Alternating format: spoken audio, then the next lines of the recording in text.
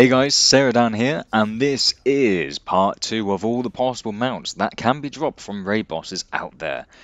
Please check the description so you can navigate yourself accordingly. Right, I'll continue with the number sequence where we left off, which brings us to number 17. Astral Cloud Serpent, dropped from Elegon in Mogushan Vaults. This raid is nice and easy now to get through as well, and a few hits on this boss and he should melt down. Just to make sure you stand on the spectral disc so you can actually hit him. Pretty cool looking mount, this one, I think. Look at that. Look at that. That was one ticked off the list. Although at the time I was so excited, I accidentally punched a cactus. How do you do that? A cactus. Anyway, number 18, Spawn of Horridon, dropped from Horridon in Throne of Thunder. This is only the second boss in here, so it's nice and easy to get to. Just a shame you cannot mount up on the windy bridges.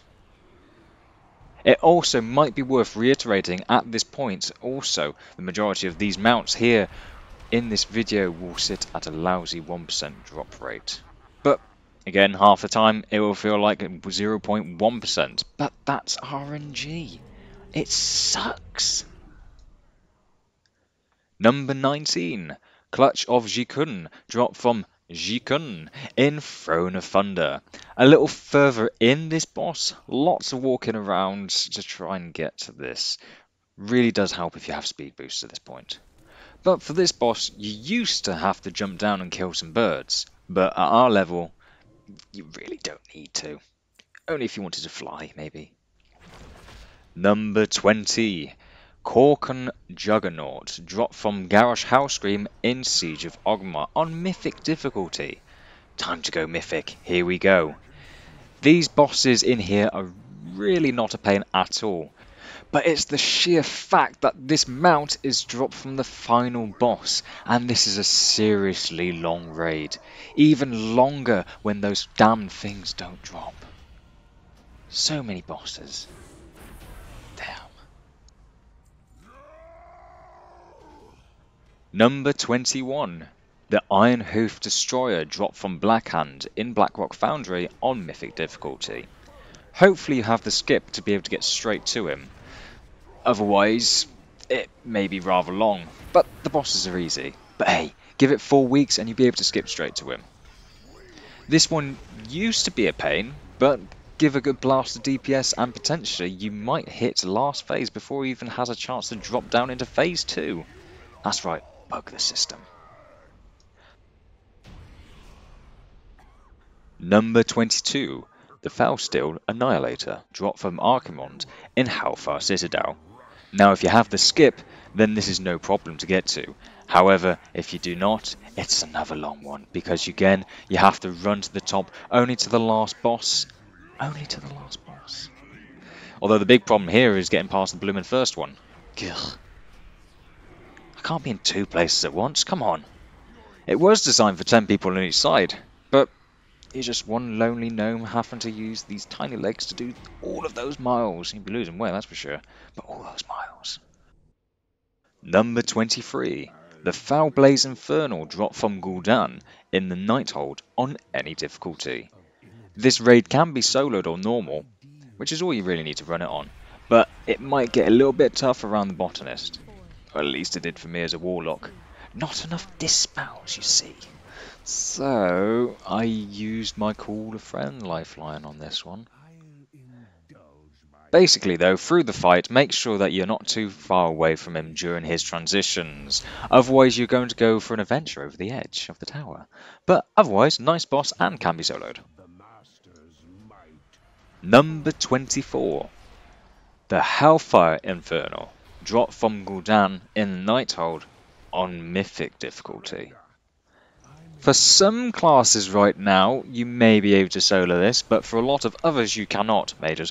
But more than likely, you'll probably be able to do it in the future. And then when this happens, you may want to run the raid just on Mythic, just so you have a chance of getting both mounts to drop, if you haven't already got the first one. Number 23. Number 25. The Abyss Worm. Drop from Mistress Sazine in Tomb of Sargeras on any difficulty. Only the third boss in on this one, and you can solo it. When fighting, make sure that you blast through phase 2 as fast as you can, and make sure you don't enter her pulling devouring maw. You'll just get eaten up. But just keep moving and avoid as much as you can. It might take a little bit longer for some casters with the constant moving, but hey, it's better than getting deaded. Don't want to be deaded. Number 26, Antoran Charhound. Drop from Fahag and Shatug in Antorus the Burning Throne on any difficulty. Better off going normal. For some classes, you can solo this. Otherwise, it is a bit of a struggle. They do tend to get a bit angry when they're together. Potentially possible to do it as a warlock or even a hunter, but my patience was thinning. If you have a pet, have it take one, whilst you take the fury of the other one. It will take a bit of time at the moment, but hey, give it a year and your gear will get better. Hey, you may be able to even do this on Mythic. Mythic? Wait, why would you want to do it on Mythic? It drops on normal. Ugh. Number 27, the Shackled Ur'zul from Argus the Unmaker in Antorus the Burning Throne on Mythic difficulty. This one can be soloed, maybe, if you're a paladin, but probably not much else. Not at the moment. Unless you're watching far into the future, hey, you may be one-shotting it on a mage. Nice one. I used to do this on my Warlock, on normal, until Blizzard broke the Void Walker's aggro, of course. It's not really doable anymore. But again, as I said, maybe soon, when we get better gear, you'll be soloing this mythically. In that case, make sure you clear off the orbs in phase 3. You'll be taking a lot of damage, but in the meantime, you can join a group in pre-made.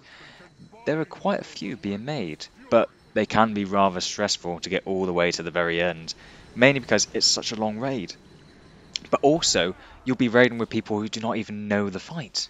And then, they'll try and call you out for deliberately killing people just before the everyone dies mechanic. Haha. And, well, of course, there'll always be that one guy who makes the wipe joke. Well, if he didn't, I would have. It's hilarious. Thank you all for watching. Be sure to check out part 1 of this video guide if you've not done so already. And, hang on, if we're in the future, maybe check out part 3? Maybe? Well, either way, find the links in the description below. If you've gotten one or more of these mounts, be sure to like, comment with your victory. Oh, and don't forget to subscribe, of course. That big red button. Everybody likes to push a big red button. But for now, take care.